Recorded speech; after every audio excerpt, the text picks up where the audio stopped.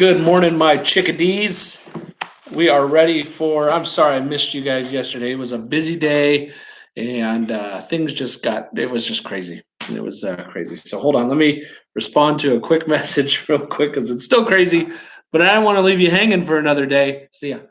On the book because I want to know what happens next too. So let me just respond to this.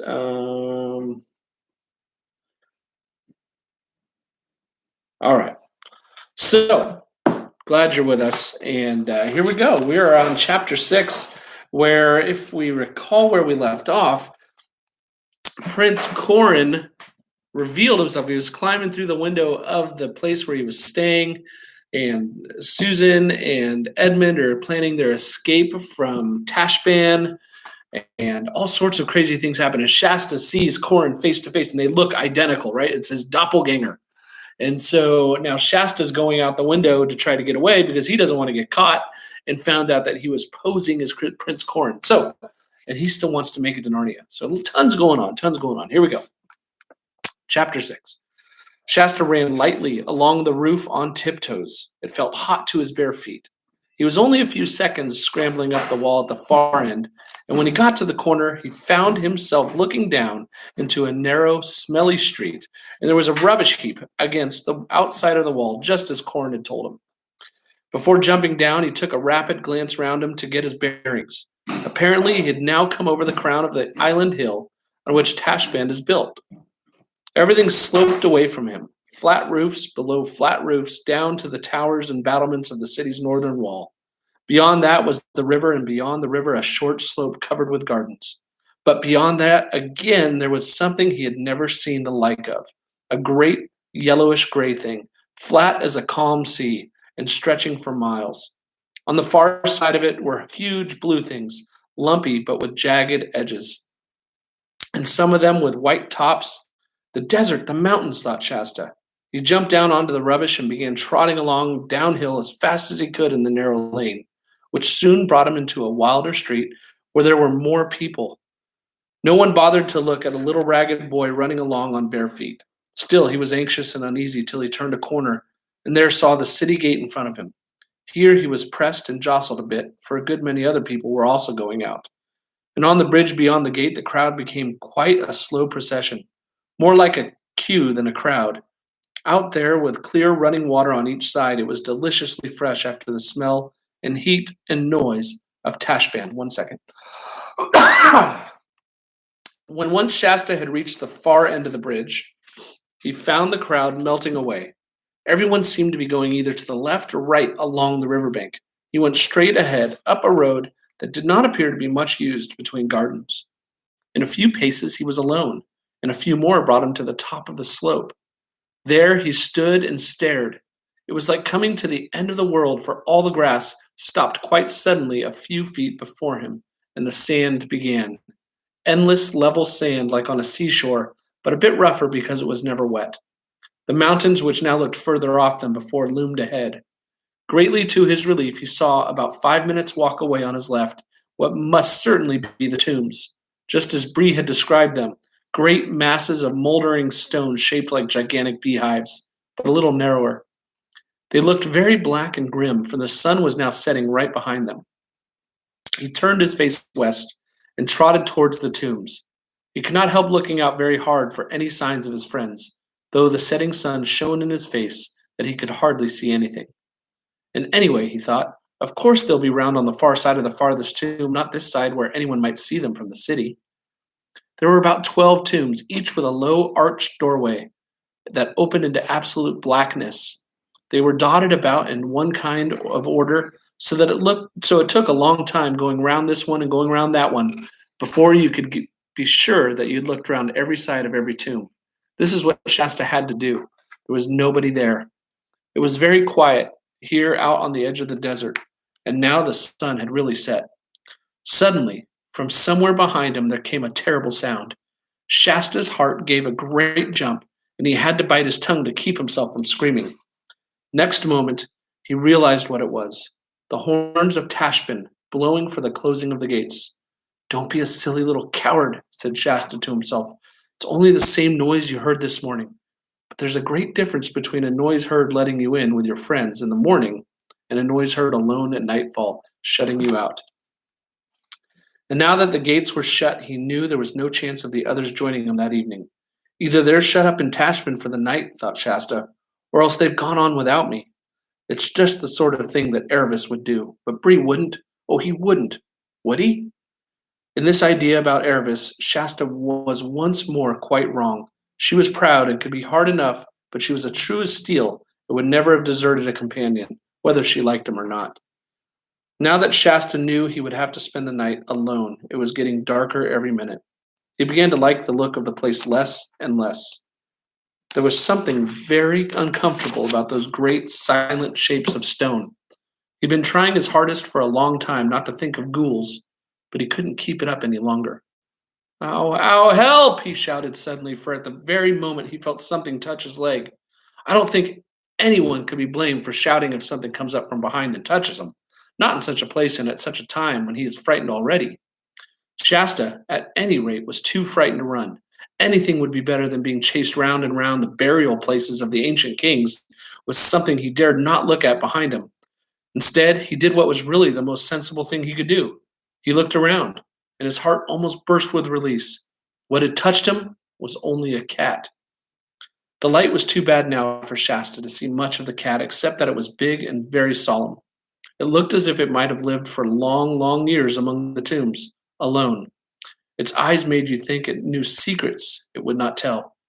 "Puss, puss," said Shasta. "I suppose you're not a talking cat." The cat stared at him harder than ever. Then it started walking away.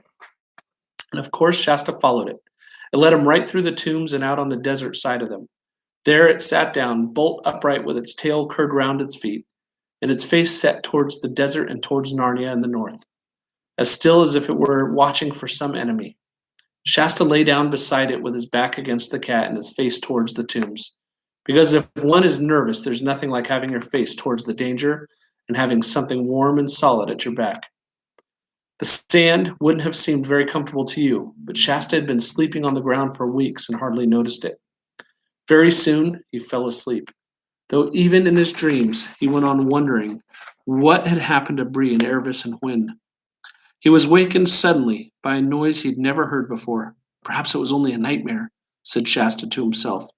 At the same moment he noticed that the cat had gone from his back, and he wished it hadn't. But he lay quite still without even opening his eyes, because he felt sure he would be more frightened if he sat up and looked round at the tombs in the loneliness. Just as you or I might lie still with the clothes over our heads. But then the noise came again, a harsh, piercing cry from behind him out of the desert. Then, of course, he had to open his eyes and sit up. The moon was shining brightly. The tombs, far bigger and nearer than he thought they would be, looked gray in the moonlight. In fact, they looked horribly like huge people draped in gray robes that covered their heads and faces. They were not at all nice things to have near you when spending a night alone in a strange place. But the noise had come from the opposite side, from the desert. Shasta had to turn his back on the tombs. He didn't like that much, and stare out across the level sand. The wild cry rang out again. I hope it's not more lions, thought Shasta. It was, in fact, not very like the lions' roars he had heard on the night when they met Hwyn and Erebus, and was really the cry of a jackal. But of course Shasta did not know this. Even if he'd known, he would not have wanted very much to meet a jackal. The cries rang out again and again. There's more than one of them, whatever they are, thought Shasta, and they're coming nearer. I suppose that if he'd been an entirely sensible boy, he would have gone back through the tombs nearer to the river, where there were houses, and wild beasts would be less likely to come. But then there were, or he thought there were, the ghouls. To go back through the tombs would mean going past those dark openings in the tombs, and what might come out of them? It may have been silly, but Shasta felt he would rather risk the wild beasts. Then as the cries came nearer and nearer, he began to change his mind. He was just going to run for it when suddenly, between him and the desert, a huge animal bounded into view. As the moon was behind it, it looked quite black, and Shasta did not know what it was, except that it had a very big, shaggy head and went on 4 legs. It did not seem to have noticed Shasta, for it suddenly stopped, turned its head towards the desert, and let out a roar which re-echoed through the tombs and seemed to shake the sand under Shasta's feet. The cries of the other creatures suddenly stopped, and he thought he could hear feet scampering away. Then the great beast turned to examine Shasta. It's a lion. I know it's a lion, thought Shasta. I'm done. I wonder, will it hurt much? I wish it was over. I wonder, does anything happen to people after they're dead? Oh, here it comes. And he shut his eyes and his teeth tight. But instead of teeth and claws, he only felt something warm laying down at his feet. When he opened his eyes, he said, Why, it's not nearly as big as I thought. It's only half the size. No, it's not even a quarter the size. I do declare it's only the cat. I must have dreamed all that about its being as big as a horse. And whether he really had been dreaming or not, what was now lying at his feet and staring him out of countenance with its big, green, unwinking eyes was the cat. Though certainly one of the largest cats he'd ever seen. Oh, Puss, gasped Shasta. I'm so glad to see you again. I've been having such horrible dreams. And he once laid down back again, back to back with the cat, as they had been at the beginning of the night. The warmth from it spread all over him. I'll never do anything nasty to a cat again as long as I live, said Shasta, half to the cat and half to himself. I did once, you know. I threw stones at a half-starved, mangy old stray. Hey, stop that, for the cat had turned round and given him a scratch. None of that, said Shasta. It isn't as if you could understand what I'm saying. Then he dozed off. Next morning when he woke, the cat was gone. The sun was already up and the sand was hot. Shasta, very thirsty, sat up and rubbed his eyes. The desert was blindingly white, and though there were a murmur of voices from the city behind him, where he sat, everything was perfectly still. When he looked a little left and west, so that the sun was not in his eyes, he could see the mountains on the far side of the desert, so sharp and clear that they looked only a stone's throw away. He particularly noticed one blue height that divided into two peaks at the top and decided that that must be Mount Pyre. That's our direction, judging by what the raven said, he thought. So I'll just make sure of it, so as not to waste any time when the others turn up. So he made a good, deep, straight furrow with his foot, pointing exactly to Mount Pyre. The next job clearly was to get something to eat and drink. Shasta trotted back through the tombs. They looked quite ordinary now, and he wondered how he could ever have been afraid of them.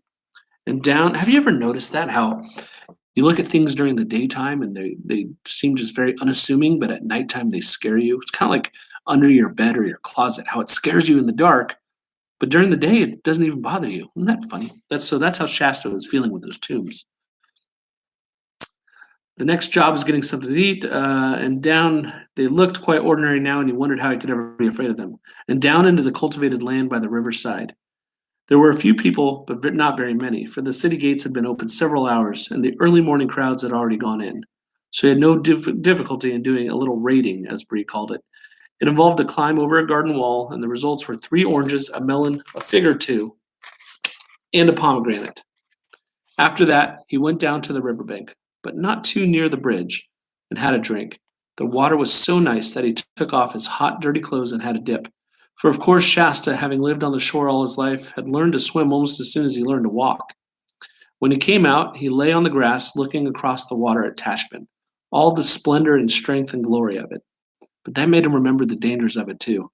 He suddenly realized that the others might have reached the tombs while he was bathing, and gone on without me, as likely as not. So he dressed in a fright and tore back at such a speed that he was all hot and thirsty when he arrived, and so the good of his bath was gone. Like most days when you're alone and waiting for something, this day seemed about 100 hours long. He'd plenty to think of course, but sitting alone just thinking is pretty slow. He thought a good deal about the Narnians and especially about Corin. He wondered what had happened when they discovered that the boy who'd been lying on the sofa and hearing all their secret plans wasn't really Corin at all. It was very unpleasant to think of all those nice people imagining him a traitor. But as the sun slowly climbed up to the top of the sky and then slowly began going downwards to the west, no one came and nothing at all happened. He began to get more and more anxious. And of course, he now realized that when they arranged to wait for one another at the tombs, no one had said anything about how long. He couldn't wait here for the rest of his life, and soon it would be dark again, and he would have another night just like last night. A dozen different plans went through his head, all wretched ones. And at last he fixed on the worst plan of all. He decided to wait till it was dark and then go back to the river and steal as many melons as he could carry and set out for Mount Pyre alone, trusting for all his direction to the line he had drawn that morning in the sand. It was a crazy idea, and if he had read as many books as you have about journeys over deserts, he would never have dreamed of it. But Shasta had read no books at all. Before the sun set, something did happen. Was sitting in a shadow of one of the tombs when he looked up and saw two horses coming towards him. His heart gave a great leap, for he recognized them as Bree and Hwin. But the next moment his heart went down into his toes again. There was no sign of Erebus. The horses were being led by a strange man, an armed man pretty handsomely dressed like an upper slave in a great family. Bree and Hwin were no longer got up like pack horses, but saddled and bridled. What could it all mean? It's a trap, thought Shasta. Somebody has caught Erebus, and perhaps they've tortured her and she's given the whole thing away. They want me to jump out and run up and speak to Bree, and then I'll be caught too. And yet if I don't, I may be losing my only chance to meet the others. I do wish I knew what had happened. And he skulked behind the tomb, looking out every few minutes and wondering which was the least dangerous thing to do. And that, my friends, is the end of chapter 6. Whew, that's a cliffhanger. That's a cliffhanger. So we're going to leave that one for tomorrow and pick it up again in chapter 7, which is titled Erebus in Tashbaan. I hope you enjoyed today's chapter of The Horse and His Boy. This story is getting good. I will see you tomorrow. If nobody's told you they love you yet, let me be the first one today. I love you and I miss you. Have a wonderful day.